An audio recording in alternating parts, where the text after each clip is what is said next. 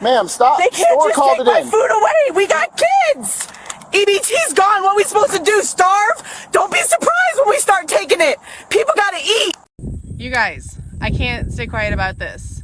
The talk about importing more foreign beef to help lower beef prices, that's not the solution. It's the same failed policy that's already hurt rural communities, shrunk our American cow herd, and handed even more control of our food supply to big corporations. Right now, the 4 big packer companies are already importing beef from like 20 different countries, including Argentina.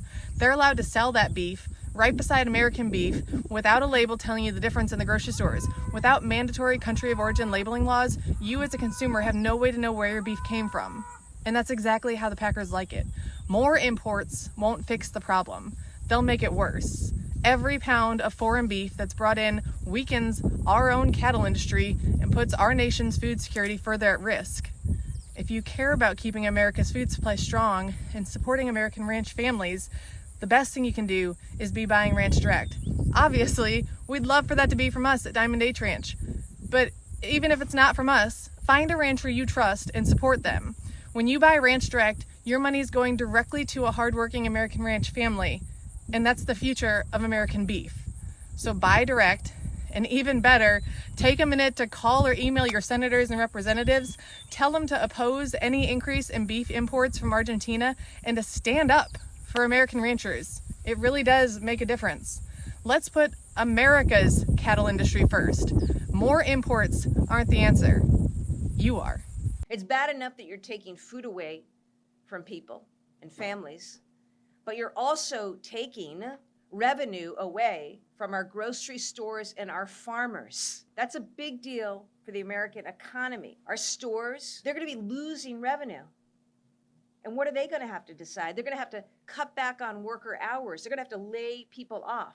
So the ripple effects, the consequences of President Trump's cruel and callous and calculated decision, I guess, to cut off these benefits, not only impacts those who need the food, but also our broader economy. We're all watching a funny and sad reality unfold among the MAGA nuts. The same folks who spent years cheering for Trump and shouting no handouts are now crying because their food stamp have stopped coming in. All over social media, you were seeing stories of people in deep red states, places that voted overwhelmingly for the MAGA movement, now panicking because the government shutdown has delayed or cut off their SNAP benefits. These are real people, many of them working people, single parents or, elderly folks who never thought they would need government help at any point. But now that help is gone and the pain is hitting hard. Now, let's actually be real. For a long time, MAGA supporters believed the lie that only lazy people or immigrants were on food stamp. They, imagine welfare as something that belonged to the other side. They look down on poor black and brown communities, accusing them of living off the system. But now, the truth has smacked them in their face. A huge number of SNAP recipients are actually white Americans living in rural or small town areas, the same places that make up the MAGA base. And when those benefits stop, grocery shelves in those, homes go empty real fast. Hi guys, welcome back again to my channel. It's so good to have you. Thank you so much for clicking when you saw this video. So I'm going to let the rest of the videos roll, then I'll come back with more commentary. Please do well to let me know what you are thinking in the comment section, and credit to all creators on this video. Don't forget to like and subscribe. Let's go watch.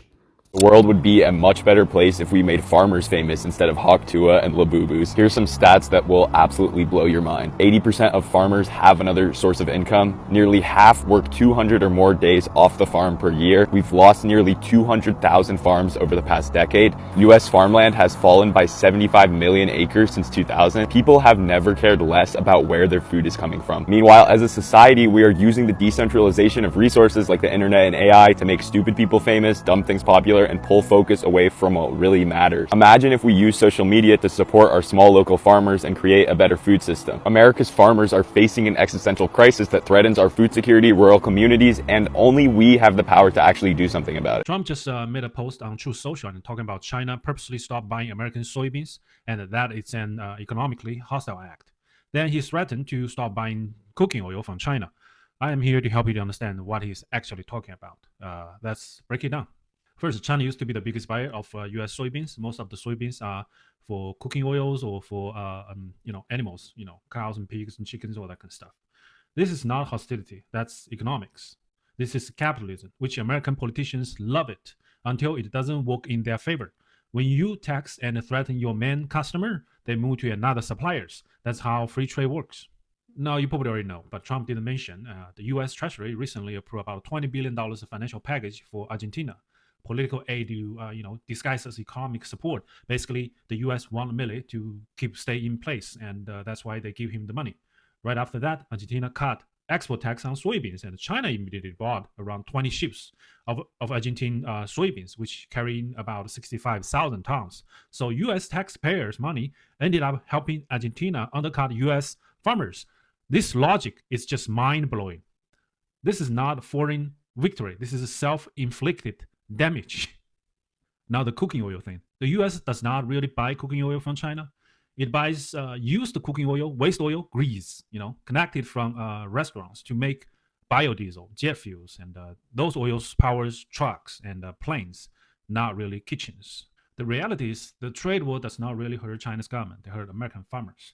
They hurt the same working class who voted for him, and because they believe that he was fighting for them. And every time when working class hurt, it is always the government's fault. It's incompetence of the government. The social dynamic or the social antagonism is always between the ordinary working class people and the government. If the people hurt, it's government's fault. So you don't have to blame left and right or that kind of culture, or that kind of crap. It's government's incompetence. Anyway, I have more videos like this on Substack, link in bio, or visit grumpychinese.com. Thank you. Take care. The government shutdown that Trump and his allies helped cause didn't just freeze Washington politics. They actually told everyone that it's actually the Democrat that has shut down the government and all that. Well, it froze dinner tables across the country as well. In some of these MAGA strongholds, 1 in 5 families rely on food stamp to eat, right? They might not have said it out loud before, but now they are realizing that they depend on the very system they once wanted to tear down. It's one thing to chant "drain the swamp," but it's another to explain to your crying child why there is no cereal left in the kitchen. This moment is exposing a deep hypocrisy. For years, MAGA politicians told their voters that cutting welfare and government spending was them being patriotic. They said it would, stop lazy people from abusing the system. But the truth is, these cuts hurt everyone, especially working families who are already struggling. When the economy tightens and prices rises, it's the poor and middle class who feel it first. And now, with the snap, delays and shutdown chaos, many of those same MAGA families are realizing that they were never excluded from the system. They were part of it all along, and they needed it more than they thought. There's also a lesson here about misinformation. A lot of people voted for politicians who convinced them that government help was bad until they needed it. In the 1900s, over 50% of Americans grew their own food.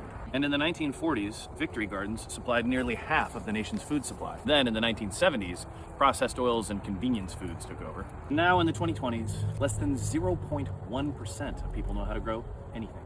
And 6 in 10 people now live with at least one chronic disease. Do you think maybe there's a connection? New York State is knowingly allowing solar corporations to lie to our farmers, and I have proof of it. I was tipped off this week to something that sounded impossible to me, or surely something I couldn't prove on the internet. And after doing a little research, it wasn't hard at all to prove that what I was tipped off to is 100% correct and right on the New York Ag and Market website. I was tipped off to the fact that when these solar companies decommission their solar farms, they are allowed to leave everything in the ground that is beyond 4 feet deep. And I thought to myself, surely this isn't printed online admitting that they're doing that. I've heard from so many different landowners around me that they do abandon the materials and the equipment, but I was like, surely this can't be proved. I went right to the New York State Department of Ag and Markets website, and right there at 48 inches, it says all of that may be abandoned in place. I don't even hide it. It's right here.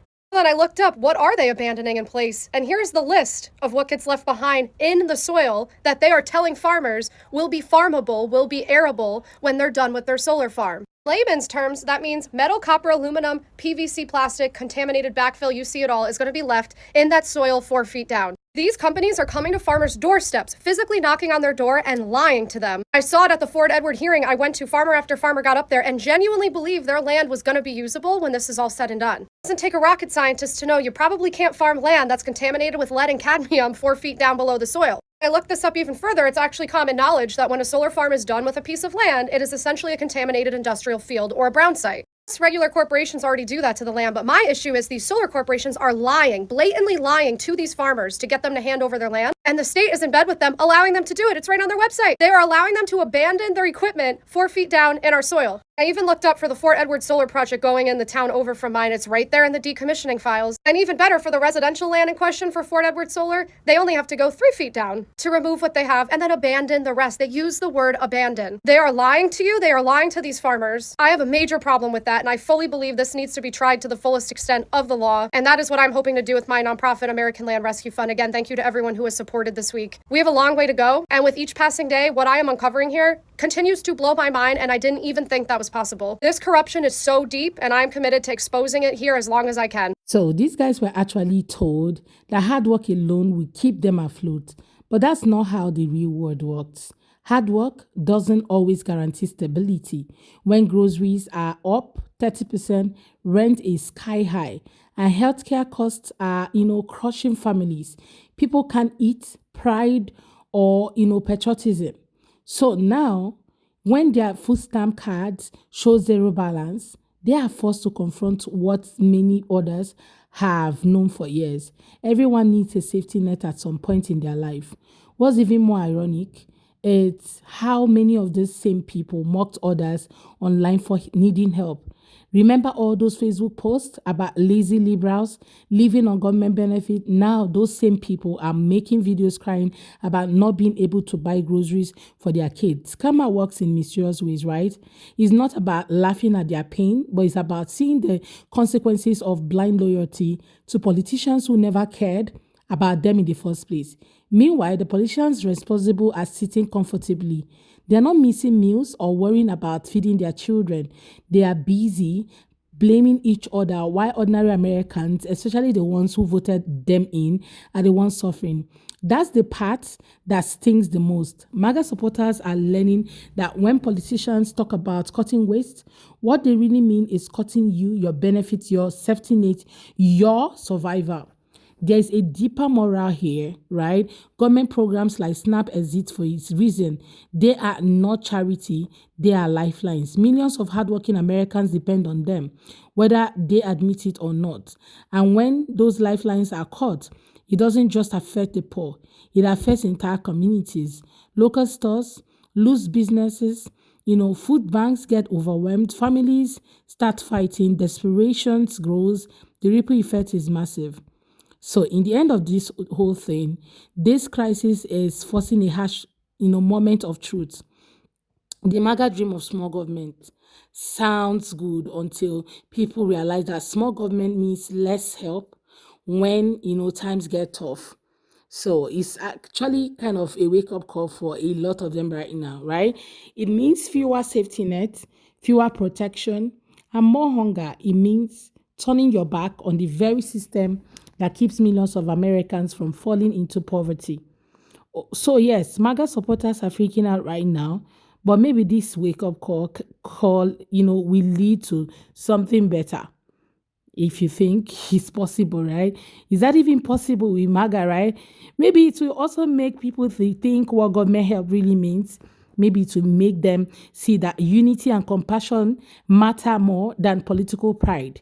Because hunger doesn't care who you voted for. It doesn't care about red or blue. It just hurts, right? It doesn't care about who you are, what you are, who wore the MAGA hat and who didn't wear the MAGA hat.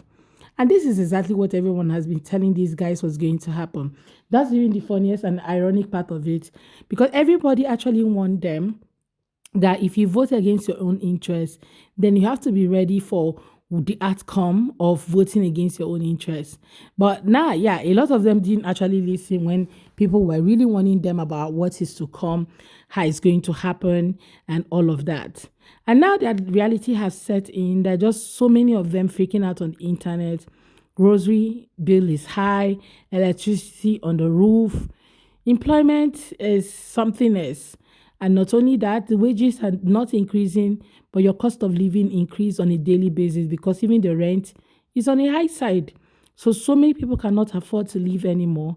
And for those people who feel that is a life, is a handout that they've been giving to these other people without knowing that they too were hanging on that lifeline. Now they're realizing that those handout that they call it is actually a lifeline for a lot of them. And until people understand that government exists to serve everyone, not just the rich and powerful, we will keep repeating the same painful circle. MAGA supporters wanted to make America great again, but true greatness starts when no American has to go hungry and no one is ashamed for he needing help to survive. I think that's at that point when we can actually start talking about making the country so great or being great ourselves. But until that, I don't think anybody's actually ready for, making the whole people, the whole country great again. But yeah, you guys let me know what your own take are in the comment. I really love to read from you guys. Please share your thoughts in the comment section. And don't forget to subscribe to the channel. Give the video a thumbs up so that more people can see it. Credit to all creators on this video. I look forward to seeing you all on my next. Thank you so much for watching, guys. Please do wait to like and subscribe. See you next time. Bye, guys.